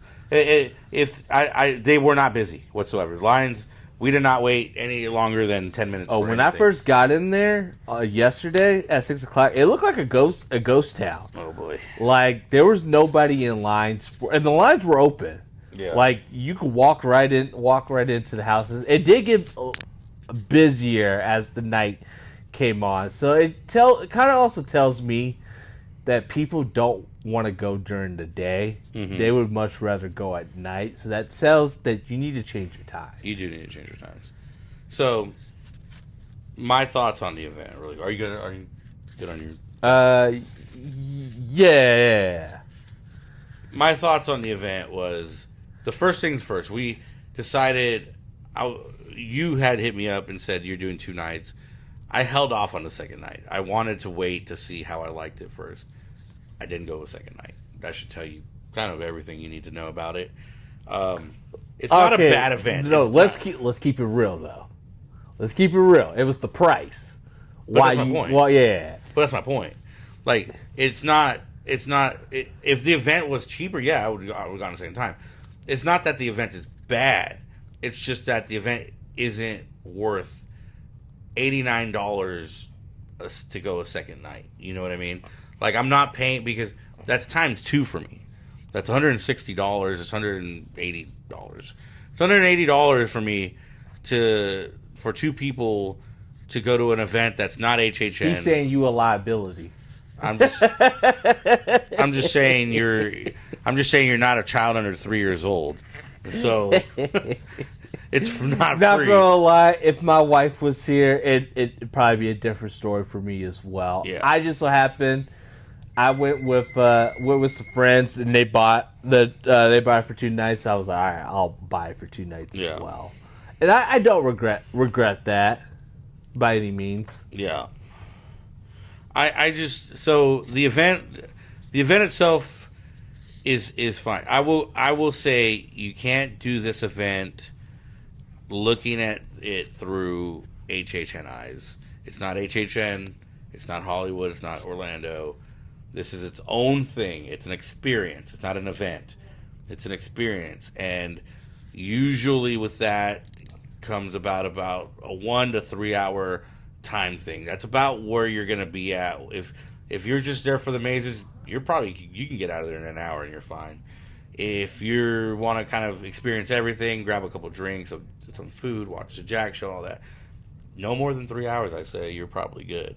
Uh, this, that's why I think to me the price is a little steep because you're paying HHN prices for what is a 3 hour experience. It feels almost more of an escape room type of deal than it would an actual HHN. It's kind of in between. It's kind of a thing that's in between. So if they were to go, hey, $49.99, I would have done it. I would have been like, yeah, we do a second night on that. But you're telling me $89.99 to get me back in there again? I wasn't doing it twice. And it's the reason why I held back on it originally. I was like, I got to experience the first night. If I felt like I did the event the first night, I wasn't going the second night. We weren't going the second night, and that's what ended up happening. Do I like the event? Do I like the experience? Yes, I enjoyed myself. I had a good time. I think it's worth doing. I just don't think it's HHN where you need to continuously go back. You know? For me, it's I don't not rushing to go back, but I also don't live in Las Vegas. Right. If I lived in Vegas, that might be a different story. But at $89.99 a night. So I think you wouldn't pay if you wanted people from Las Vegas to come. At that point, you would sell like an AP pass. Yeah, well, they have right now the Nevada resident discount, which is $10 off whatever that day's admission is. So that first night, I think they got it for $59.99, which $60 is not bad. Oh, but I'm saying you sell like a full blown AP pass. I just Huh? I'm not saying that people would buy. Like, there might be some people that buy it, but okay, if horror is really your thing, okay, so like, okay, you buy an AP pass to Disneyland. Yeah. So what's the difference? I don't know. The difference is, I don't know if it's year round. Let's say, hey, you want to come year round, right? Yeah. $500. I think so. I think eventually when everything opens, there is gonna be an Area 15 annual pass. We were looking at that when we were there at Area 15, and I think this is gonna be included. I mean, are you talking about like a city pass? Like, yeah, similar. Like, it's gonna be the entirety of that. You can do all the experiences and stuff like that. Again, that's fine. That's the case, but for me, it's not. I'm not gonna buy a annual pass to this. You know what I mean? Like, I live in LA, but so doing it a second night to me wasn't worth. Would you come back? Yeah, I'd come back. I'd come back and do it again. I would come back as well. I'm not in a rush to come back. I think the next time I will be in Las Vegas, actually would probably be before WrestleMania, because I think they're talking about doing a Roosevelt's unofficial meetup in Vegas. I would probably do it for that again. Yeah. Just because it's worth taking some people. Hey, check it out. Yeah. I would probably try to do it every time I come. My overall concerns of the event or things I would probably like to see in the future, I think you got to get rid of that Exorcist house. Stop. No, the reason why is because it's a carbon cutout. I think it's not fine. It's for something. It's for a sequel for a movie that didn't do that well. That's what bothered me. This is just me as a movie fan. Yeah. If it's for a movie that didn't do that well, I think if you want longevity for here's the thing I'm most concerned about is longevity for this for Universal Horror Experience. I don't know if this thing could stay open year round. Yeah, that's my overall concern. I think if it's seasonal, you're fine. I saw a lot of empty queues for something that opened that day. If it was seasonal, that scares me. Not a problem. But year round, I think that's the issue. So I think this is going to be an event or an experience that eventually goes to Friday through Sunday, and that's it. Sure. My things, I think you gotta come with your Top Guns. When I'm talking about Top Guns, you gotta get rid of Exorcist. I don't know I would say if you had a space to do a fifth house, do a fifth house, but it doesn't seem like you have that space. So why not do Halloween? I mean, there's a lot of IPs they can pick No, from. but that's the biggest. When I'm thinking of Universal, No, do Jason. if it's not Universal Monsters, what's the next thing I think of when it comes to Universal? I think of Halloween. Yeah. Why not have your biggest, arguably the biggest horror movies slasher of all time? I just don't think they want to do multiple slasher houses because they kind of. I would trade Leatherface in for Michael Myers in a heartbeat. Well, I know you would. That's running my QB1 spot. My first pick in my draft would be Mike. Mike. See, that's what you would do, but you also pick Dak Prescott as your quarterback in fantasy. We're not So talking anyway, about we're not talking about football right now. We're talking about horror. Preferences is what I'm saying. So I think they do what they see. I honestly, and this is my honest opinion, I think whatever sells them the most merch is what they're gonna do. And I think people know The Exorcist. I think the average person, listen, we dive deep into this stuff. If it was the original movie, I don't think people know that though. I would be all for But it. I don't think. But my point is, the common person doesn't know that. the original movie over the sequel. Yeah. I disagree. No. See, I disagree. that's because you're a movie buff and you're also an HHN regular. So that's what I'm trying to say is like these guys, these people from like Vegas, let's say like a group of 8 friends that show up to Vegas. It's like, oh cool, Exorcist house. They go through it. Oh cool. They have no idea that it's been in Orlando. No clue. No clue that it's been in Orlando. Then why do? And they have no clue it's a Why sequel. do the sequel when just you could do the original? Because that was an easy thing for them to just transfer over. That's lazy. That's lazy, but guess what? It saves them money, and they don't know. Like the average person, this isn't made for me and you. This is made for the average tourist and the average person that lives in Vegas that has no idea about HHN Orlando, that has no idea about HHN Hollywood. This is made for them. This wasn't made for us. They don't. The average person has no idea this was a carbon cutout. All right. Well, I still would have taken out Exorcist for Halloween. I would have did that. You could leave Texas Chainsaw. Jesus. Not my cup of tea, but I do understand people loving the franchise. Yeah. That's fine. Yeah. You know what? All right. I'll meet you halfway.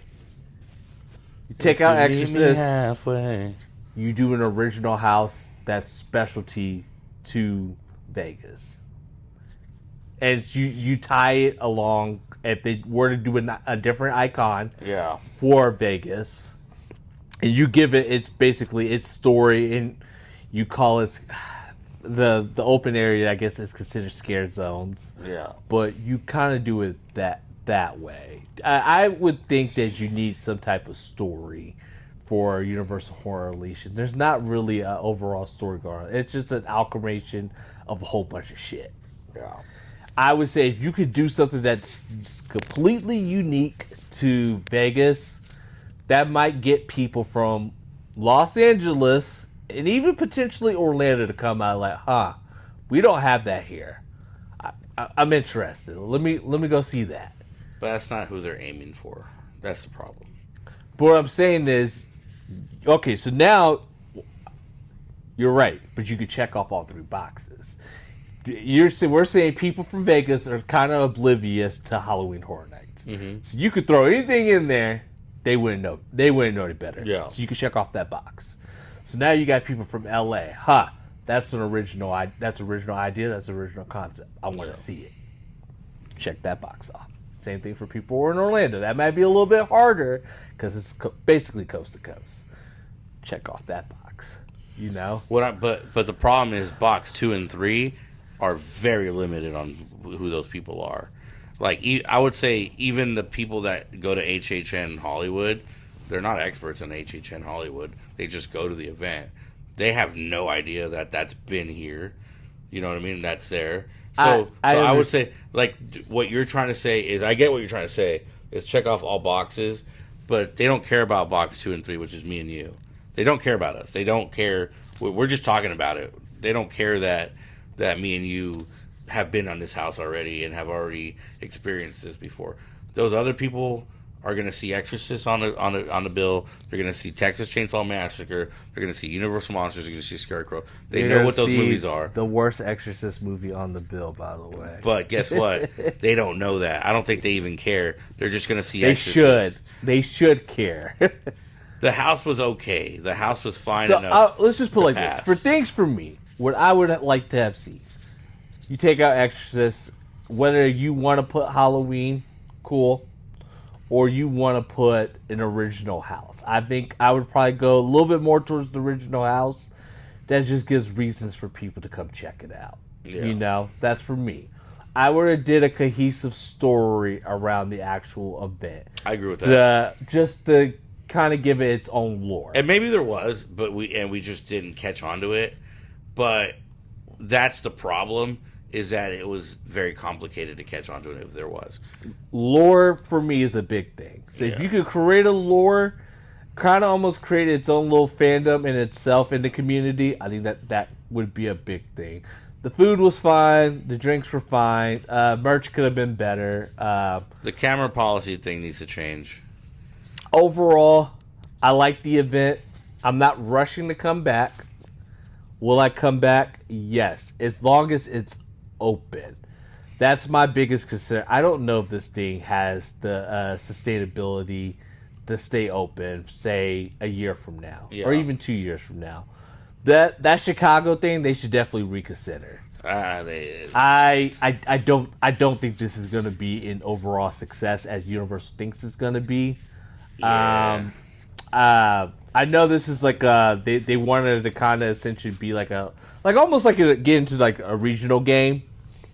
With this, the one that's supposed to be in Chicago, and even the Universal Kids that's going to be in the Dallas-Fort Worth area, that I can see that doing well. Yeah. Because that's you're going to have rides there, but that's geared towards the little kids and stuff like that, and people want to spend time and have those moments with their kids. So that will do well. I will say I do applaud Universal for giving this a shot and giving this. You know, this is something different than like an escape room. Like if they would have just put the Great Escape stuff that they have in Orlando and in Hollywood in, that would have done well. It's a lot cheaper to run. It's a lot cheaper to do. That probably would have made buku money for them. But this was like ambition. This was like an ambitious project that they're like, you know what? Let's try putting a piece of Horror Nights into a different region and see how that does. You know, they're going into different regions. Frisco, Texas has a Universal Park opening now. This is something that's, if this works here, and I really do hope it works here. I'm not buying stock, but I really do hope it works here. You know what, Comcast Orlando or Comcast Universal is trying something that's never been done before, and I applaud them for it. I hope it works too, on a simple fact of I want to see what's next. I want them to get to basically, this is phase 1. I want to see what a phase 2 looks like. Yeah. So when you get to basically the next houses, you want, because these houses will change. I don't think they will change like in a year, but they should change. Probably see one house out, and then that's gonna probably be an issue, and then 3 houses running at a time. That's just, I guess, how the cookie crumbles. But it should be interesting to see what the next houses could be. I think your phase 2 primary contenders is Halloween, obviously. Mm-hmm. That's one of the biggest movie franchises you got. Friday the 13th. Friday the 13th, especially now with this whole Jason universe thing. Yeah. Essentially, the Jason universe thing going into both coasts is essentially the legacy house. It's a legacy house. That's what it is. Yeah. I don't think Five Nights at Freddy's works here. No. You can see other original houses that have been in Orlando, or probably Hollywood came here. Although you know what they could do? A Five Nights at Freddy restaurant. I would like it to take over that space that's basically the Blumhouse. I think Blumhouse is kind of getting played out. So, like, can you imagine if they bought, like, 5 old animatronics from, like, Chuck E. Cheese, put them in there, dressed them up as Five Nights at Freddy, and then literally made it a restaurant? Dude, I would even take it a step further. Put arcade games in there. That's what I'm saying. Put adult arcade. Make it a Chuck E. Cheese. Make it a Five Nights at Freddy's. Just boom. There you go. That'd be fun. You actually have the infrastructure for that. Yeah, they do. They really do. So I would sign off on that. I want to see what a phase 2 looks like. Can they get to a phase 2? I don't know.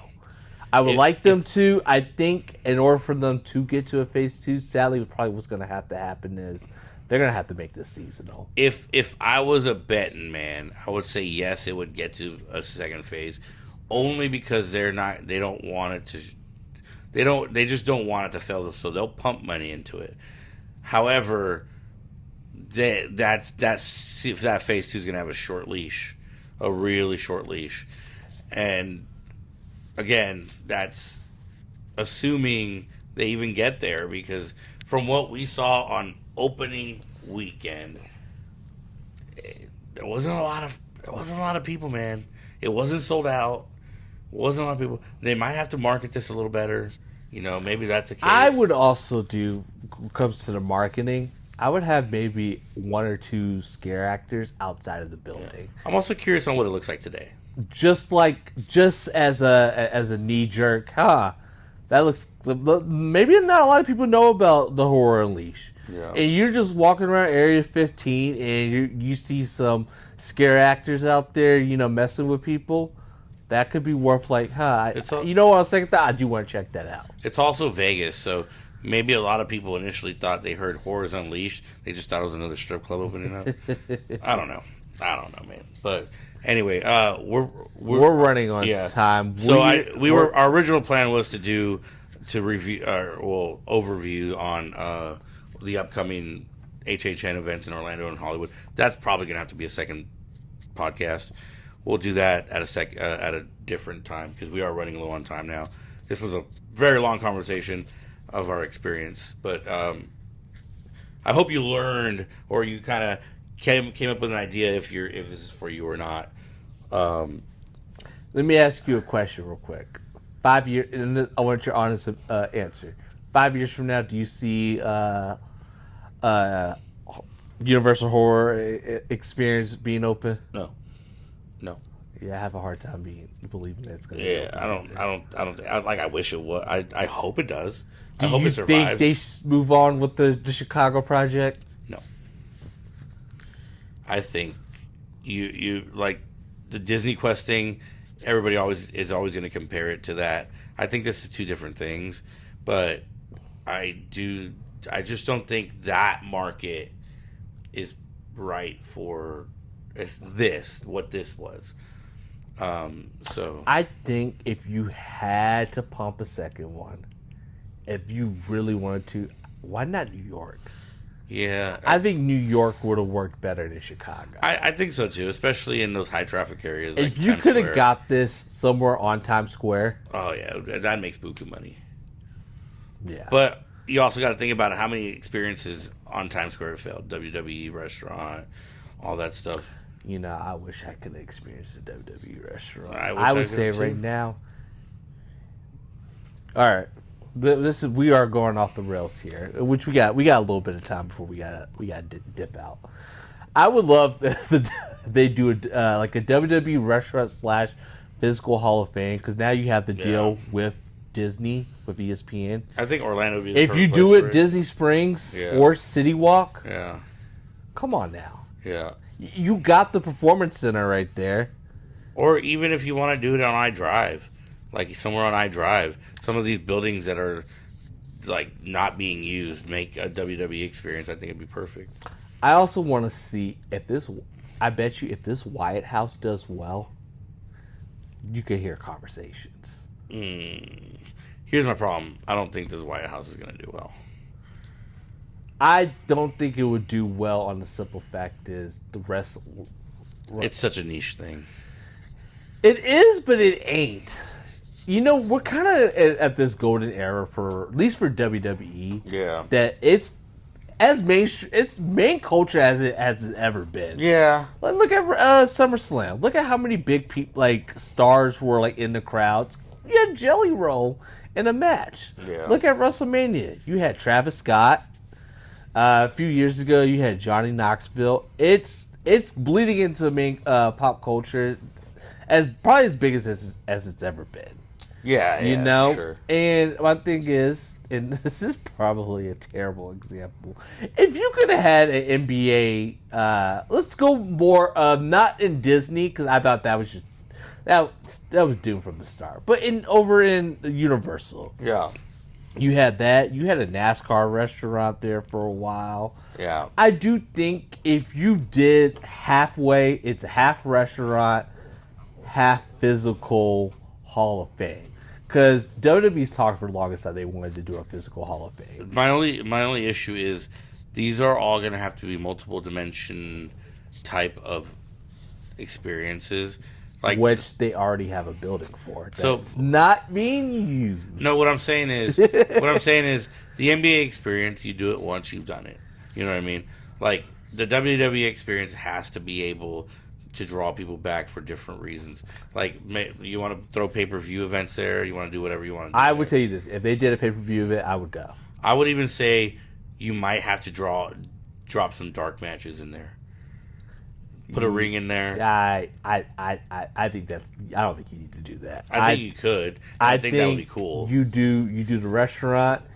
You do the physical Hall of Fame with popular memorabilia from the show of they have on AAD. Like if you wanted to put like even like walkthrough experiences of like the Undertaker, like when you go to expos and they have the Undertaker's undefeated with the caskets and stuff like that. You could do stuff like that, and you know what?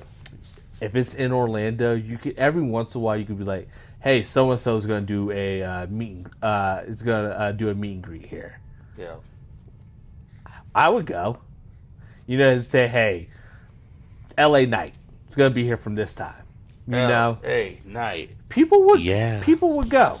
And if you sell actually good food, I think you could get casuals. I think that's the key to surviving at City Walk or at Disney Springs. Is that if you have good food and good drinks, you're fine. You gotta have a good food program and a good cocktail program. Yeah, if you do that, you're fine. The atmosphere, wrestling fans you'll automatically draw wrestling fans. That's for sure. But then you still need to draw the casuals in because there's not enough wrestling fans to keep that afloat. But the thing is too, and here's the biggest thing. I think this is the number one thing I would focus on. Merch. If you have merch that I can get from WWE Shop, why would I not want to go there just to go, oh, hey, they sell merch. I can pick this shirt up. Yeah. I think a WWE style restaurant / Hall of Fame is long overdue. Yeah. I don't think it would be at Disney Springs. I do think if they ever get to the point of a Universal City Walk 2.0 at Epic, that's the spot that it would go. Yeah, I mean, to be fair, I think anywhere they put it, it's just gonna have to. There's just gonna be elements to it that they're gonna have to be successful at. And again, food and drink is a big deal because you have to draw the casuals in. You're gonna get your WWE fans going. The Hall of Fame thing's perfect. You get walkthroughs and stuff of legendary wrestlers. You get props and stuff. Hell, even maybe you'll be able to ring a ring bell. You can climb into a ring. You can, just things like that. Little things like that, do your entrance. Maybe like an access, do like a mini access. That's what I'm thinking. Yeah. A mini access. Dude, put a Hell in a Cell in there so people actually can see what that's like. Yeah. I think stuff like that would be cool. And the moment you say, hey, so-and-so's going to be here for a meet and greet, people would go just for that. 100%. People already wait 2 hours in line for a Jey Uso meet and greet at a Walmart. Well, I mean, my buddy David owns a wrestling store, and he literally has people. He has to have time slots for his meet and greets with random wrestlers. Like we had Baron Corbin, and he had to do a 4-hour time. He had 4 different time slots, and it was just so many people there, and like so you can imagine an actual space for it, like WWE Hall of Fame type of deal. Yeah, that would be cool. I think that'd be really cool, dude. Another thing, you can sell championship belts there. You can sell whatever you want there, all the merch, everything. Yeah, it's a physical access. Yeah, it's physical. Yeah, it's permanent access. Sign me up. I'm in all day. All day, dude. I'm WWE. We just made y'all some money. Shit, 5%, 5%. Just run me a shirt in the mail. But anyway, going back to the subject of this program here, my final thoughts on all of this is, if you are in Las Vegas, do Universal Horror Unleashed. If you think this is something that you want to plan a trip around, I think it's fine to do that because Vegas has so much to offer that even if this doesn't suit what you thought it would be, you can still do other things in Vegas. I don't go thinking you're going to HHN. That's Vegas it, is slowly turning into the horror city of the United States. Like, dude, it's been that, bro. You got the the other kind of horror. Gotcha. You got the escape room experience. You got the Saw escape room experience. You got the Blair Witch Project. I'm sure there's probably seasonal and there's ghost tours. They have a lot of ghost lore here. Didn't they have some type of zombie experience too at Area 15? I thought I saw something was we were getting dropped off. Not 100% sure on that. So if you're looking just for horror stuff in Las Vegas, I think they got it. Yeah. And they even got like the Clown Motel. Yeah. Thing that's kind of freaky. Well, so that's a little ways away, but still, yeah. If you want that type of, hey, I want just to get ooze with horror stuff, I think Vegas could be that spot. I will say this: is the Universal Horror Unleashed is it for HHN superfans? I think the answer is no. It was not built for that attention. Can the HHN superfans still enjoy it? Yes. Yeah. But you don't need to be in a rush to come here. You might have to be in a rush to come here if you want to experience it. Yeah, I thought I was gonna still be able to do the Star Wars Hotel, and that